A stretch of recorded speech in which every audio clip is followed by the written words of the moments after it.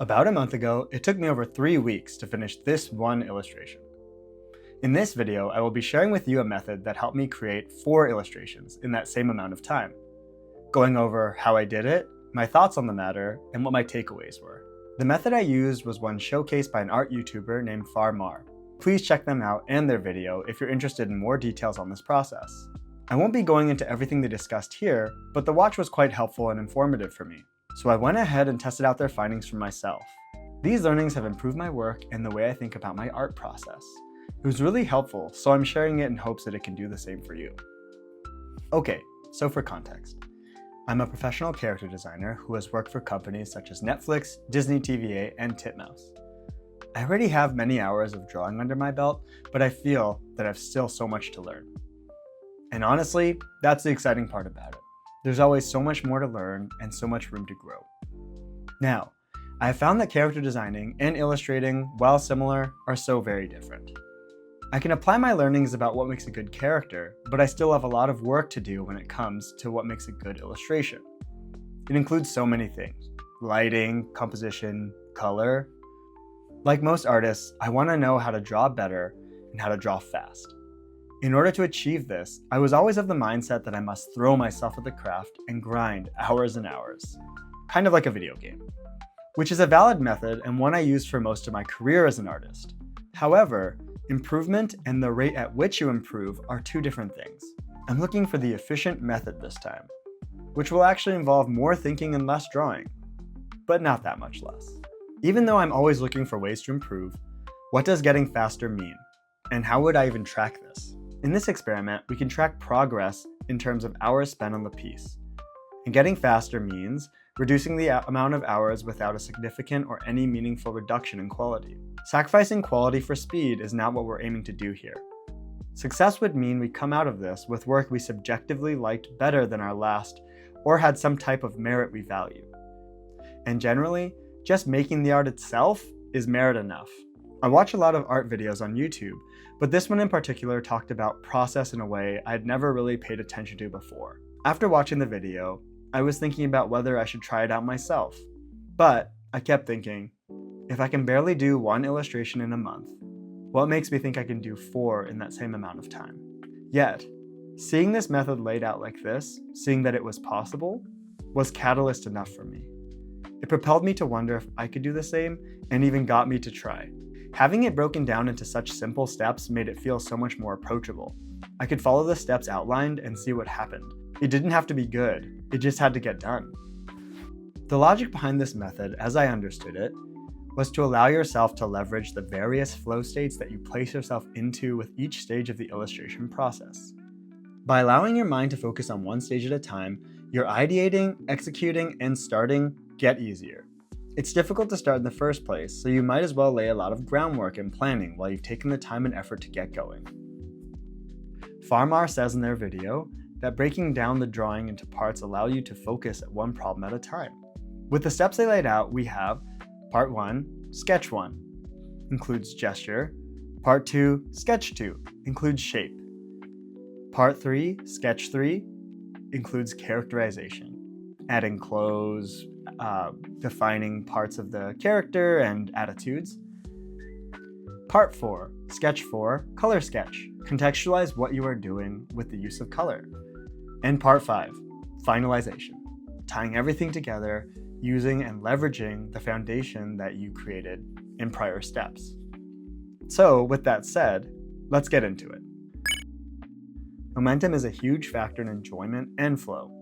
In my case so far, finding references and actually starting the drawing is one of the most challenging stages of illustration for me. However, in this instance, while it was still a challenge, having myself sketch out 4 different poses made things a lot less severe for me. What I mean by this is, I had a lot less expectations and strictness to my thinking. It gave me a sense of variety and creative coverage, even if I didn't like a specific thing here or there. I was allowed to be less precious with the selection, and therefore I could just create. It was quite empowering. After the gesture and shape stages, I went to sketch phase 3. I had to flesh out the character in terms of body, outfits, and attitude. Doing my best to add character and personality as I drew. Occasionally I would hit a downhill moment, and then keep drawing and drawing until an uphill moment came, fluctuating often between going on or giving up. I chose to keep going because, again, it doesn't have to be good, it just has to get done. So I kept referring back to my reference tools, such as Pinterest and Posemaniacs. I often kept trying to establish something that I liked about these drawings, like a light at the end of the tunnel, the points of interest for me that keep me excited about reaching the destination. In most cases, they were the eyes. They're just so fun to draw, and my enjoyment for them keeps me hooked. So I kept my pen to the tablet and trusted the process, all the way to part 4, sketch 4, coloring sketch. At this point, I'm just trudging away, trying to find some ground to stand on, but I do feel pretty confident that things are coming together. However, as I keep getting deeper into the steps, I find myself constantly revising, but I have to push forward despite a lot of aspects of this work not really resonating with me. After the halfway point of this phase, I realized that my sketches really were not up to snuff. I didn't think them through enough, and I had to keep refining them, which took a long time. It felt as though all of my planning to be efficient was going up in flames. Things were crashing down. I had to keep reworking parts of the face or clothing that hadn't been thought about prior to starting the color. At this point in the drawing, the line art should be done, and ideally I would be focusing on only color and lighting right now. However, I found myself still going back to earlier phases and revising them, to the point where I'm not even sure I like certain aspects of these illustrations anymore. It dawns on me how important the sketch phase, like the initial sketch phase, is. The more you flesh out the sketch phase, the easier a time you'll have doing everything else. I use a lot of thick lines in my sketches which cover for a lot of gaps in knowledge. It kind of gave me a false sense of confidence. I was filling in things, feeling productive without really knowing what I was laying down. This feels super obvious now, but I am super guilty of not doing this much more in my work. But not for a lack of trying.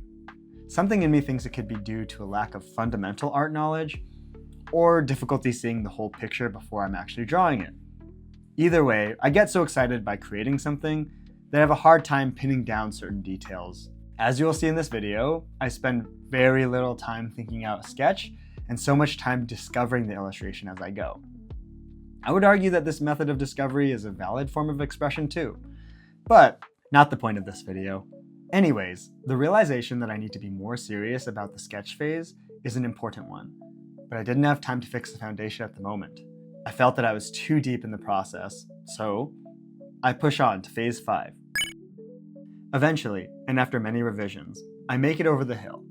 I clawed and crawled my way to the end of these 4 drawings, having to give up on so many details that I thought were important at the moment and push on. But I did it. The 4 illustrations were done. I don't have too much to say about phase 5 because by this point, you've laid out all this foundation and you're just taking things home. With that being said, it is fun to watch, so I'll be playing bits and pieces of the finish while I go over concluding thoughts and my insights on this process. By the end of this process, I had learned that it is indeed possible to do 4 illustrations in the span it took me to create one. Now, I hadn't actually logged the hours for that first illustration. I didn't know I was going to be making a video about it, so I didn't take the time to record it. But I do know that 3 weeks was the amount of time it took me to create it. So it was a very interesting and long process, but I thought I would talk about pros and cons. For pros, allowing myself to focus on one stage of the process 4 separate times in a row allowed me to extend that state of mind that I was in and save me time from starting and stopping so much. I was also allowed more concentrated learning time while focusing on one aspect 4 times in a go. I'd gotten a similar type of advice from an art director once when taking rough character designs to clean. He believed that tackling line art after the rough character designs were done would help efficiency as you only have to focus on one task at a time. And during this process, giving yourself breaks in between pieces to work on a different piece, while seeming counterintuitive, actually was a very big breath of fresh air. I can solve other puzzles and let the other ones rest. Our brains are always trying to solve problems, even in the background. So if you give them the time to do so, they'll give you answers. Just maybe not all at the same time. Like when you're showering and you come up with a really good idea or solution to something that bothered you earlier in the day. I used to think that hopping around and working on multiple things would mean that nothing gets done, that I would gas out really easily. But actually, it made me feel stronger. It was nice to know I had multiple drawings in the mix. I realized that I didn't need to hyper-focus on every little detail, and I discovered the freedom that comes along with making so many mistakes in such a small amount of time. I'm constantly working on, one piece at a time, and it can be kind of daunting to have to put all of the things you learn and all of your ideas into one piece. But for this project, for this experiment, I was able to sort of spread out different ideas and not overload one piece with just so many ideas. You can spread them out. Just having more artwork under my belt also was a huge plus, because with every piece you make, you are that much closer to becoming the artist you want to be. Now, some of the cons for this, things that didn't work as well for me, it's probably not something you could use all the time and requires a lot of smart planning. There's a lot of work you have to do throughout the whole process when juggling so many ideas and illustrations. One of the biggest headaches, which I covered a bit earlier in the video, was my sketching phase. My planning felt so poor. As I went further and further into this method, it felt like I kept taking steps and steps back. The efficiency went to ruin. But like any skill, I do think it can be trained and enhanced. The more I work with this method, the further I think I can push it and implement it and understand it. Aside from the methodology of this practice, I do think my actual fundamental drawing skills do need deliberate study as well. In areas such as composition, lighting, color, anatomy, Funnily enough, taking time to seriously take a step back to practice those fundamentals will increase my efficiency here, with or without this method, in my opinion.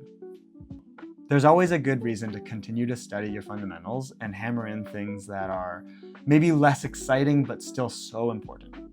That being said, for this method, I will have to keep implementing it to truly understand it.